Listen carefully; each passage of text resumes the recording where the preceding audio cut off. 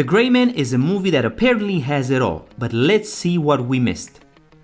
Cortland Gentry is introduced in the first scene of The Gray Man. Cortland has been in a Florida prison since 1995, with many years remaining on his sentence, when Agent Donald Fitzroy pays him a visit in 2003. Fitzroy offers Court the chance to walk out to freedom with him right then and there, if he agrees to kill bad guys for the CIA. Court is reduced to the status of a disposable agent, his former identity destroyed. So the first sequence, like his future existence, is shrouded in mystery. Before the movie even begins, an off-screen Court can be heard asking, "If you're talking about Winky's Cantina, I had nothing to do with it. I enjoy honey buns just as much as the next person, but I'm not going to gouge your eye out for one." It's certainly an unusual way to begin, and the story isn't revisited for the rest of the film. Perhaps the sequel will explain what happened to Winky's Cantina. In The Gray Man, just before Sierra 6 and Sierra 4 square off, 4 reveals that he too is a Sierra agent and that 6 has been sent to kill one of his own. 6 appears unaffected by the news as he completes his mission by delivering a fatal blow. 4 tells Fitzroy how he recruited him to join the agency with his dying breath, proving his authenticity. We then see 4 in handcuffs taking bubblegum from Fitzroy while he goes over his file. Fitzroy makes the same offer to 6 when they first meet in the Florida prison. The flashback implies that Fitzroy had his recruitment process perfected. Is it a red flag if the convict refuses to take the gum? Is the offer to join Sierra then withdrawn? Or is it just Fitzroy's strange habit? Sierra 4 informs 6 just before his death of the reason why he was sent to kill one of his own. He has evidence that some of the agency leaders have been misbehaving.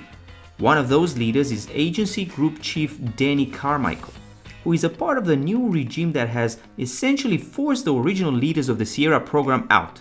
As 4 is dying, he forces 6 to take his necklace, which conceals a flash drive containing all the information he requires to bring down the corrupt leadership. 6 informs Carmichael that the target has been defeated. Knowing what's on the flash drive, Carmichael becomes agitated and begins questioning 6 about his encounter with the target. 6 never gives a straight answer, but he also doesn't lie. He simply avoids the question and directs the conversation in his direction. This is a recurring theme for the character. He doesn't give out information unnecessarily, but he also is not a liar. Fitzroy and Margaret Cahill, the original Sierra leaders, are always the only ones who get an honest answer from him. It's unclear whether he's lying without lying is a skill that comes with being a super secret agent, or is it just who Court is? Suzanne Brewer barges into the men's bathroom in The Gray Man to finish a conversation with Carmichael, who is doing his business in the last stall. As Carmichael exits the stall, the two argue about his decision to hire sociopath Lloyd Hansen to deal with Sierra 6. Hansen is a sociopath. Yeah, like it's a bad thing. It's a dangerous thing. During the exchange, Carmichael walks over to the sink, but neither soap nor water touch his hands. He has a paper towel tantrum, fixes his shirt cuffs, but he never runs the water. To be fair, the scene ends before he leaves the bathroom, but his hands don't appear to be clean. If you weren't already convinced that Carmichael was a bad guy, his questionable hygiene habits will put you over the edge. Donald Fitzroy, a recent retired CIA agent, is well versed in Lloyd Hansen's shady past. Lloyd was fired for reasons such as poor ethics, poor impulse control, and unsanctioned torture, which is somehow worse than regular sanctioned torture. But it appears that all of these characteristics contributed to Lloyd's success as an entrepreneur. He's the one the agency hires to do the dirty work.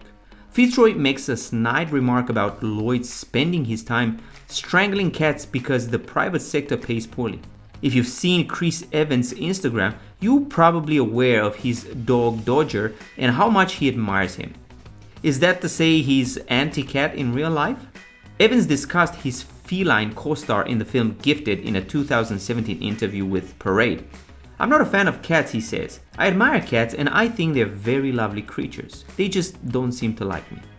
Of course, Evans' feelings about cats are far milder than those of his Gray Man character.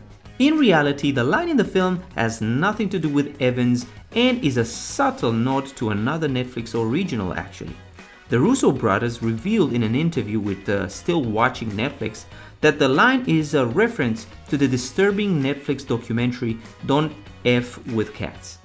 Someone leaked Fitzroy personal information 2 years before the main story of The Gray Man, making his niece Claire a potential target. Margaret Cahill was the bureau chief of the time, so she had the authority to put Sierra 6 on Claire's security detail. There's a brief scene in Cahill's London office where Six, Fitzroy and Cahill herself discussing the assignment. Cahill is shown smoking while sitting at her desk in the scene. If you look closely, you can see 2 large boxes of Lucky Strike cigarettes on the desk directly in front of her. In the present day, we meet a retired Margaret, and a slow pan of her home reveals prescription medicine bottles and an oxygen tank. Cahill's heavy smoking clearly contributed to her cancer diagnosis, and we're told she only has 3 months to live. Sierra 6 is sitting at the table in the middle of a party when we first see him in Bangkok. He is apparently eating something and chews on a toothpick until he is forced to pursue his prey.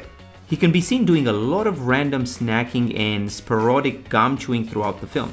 Claire immediately chastises him for chewing gum when he enters the Fitzroy Hong Kong home. It's unclear who made that rule, given that her uncle appears to have a thing for bubblicious. Six's proclivity for snacking and chewing can be interpreted as an oral fixation, a concept in Freudian psychology that is theoretically linked to childhood neglect. It can make for an intriguing character trait in the context of fiction though.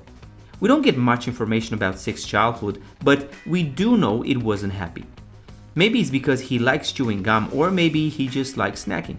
There must be some sort of incentive to join the CIA. Perhaps one of them has the ability to travel anywhere at any time.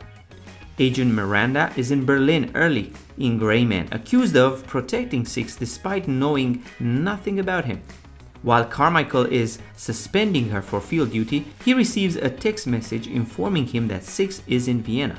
Miranda, being the astute spy that she is, reads the text in the reflection of his glasses and devises a strategy. She saves the day by hitting Lloyd with a tranquilizer dart just as Six is about to be shot by Lloyd.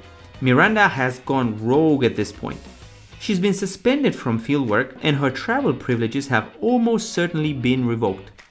In the grand scheme of things, Berlin and Vienna aren't that far apart, but it would still take at least a few hours to get there.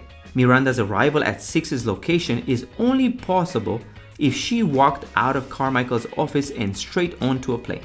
The specifics of her travel plans are among the many unanswered questions in The Gray Man, but it's difficult to imagine her being in the exact right place at the exact right time.